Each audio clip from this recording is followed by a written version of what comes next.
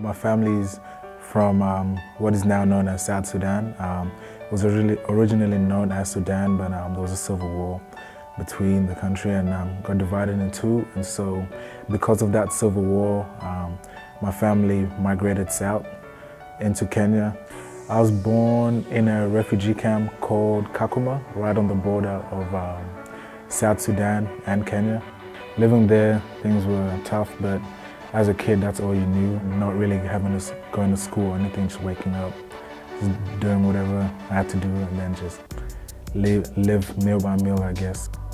I remember the first time we moved, I remember we were in a truck, we were in the back of a truck for about,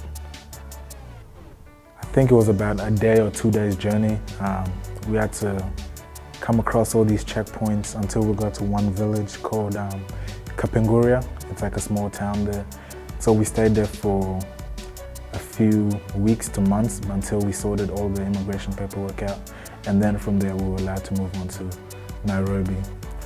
The house in Nairobi, we had a 2-bedroom house, and I remember at times, because the war was still going on back in South Sudan, when things got worse, there are times when we had up to like 20 people in the house, and everyone just had to sleep wherever. I think for my parents it was kind of a bit stressful, so after that they looked to come to Australia, but it took a while to get all the process going. But then a week or something before we left, and it was really exciting. Everyone was telling us we're going to go to Australia, there's new opportunities, things like that, and it's a great place, so we're really looking forward to it.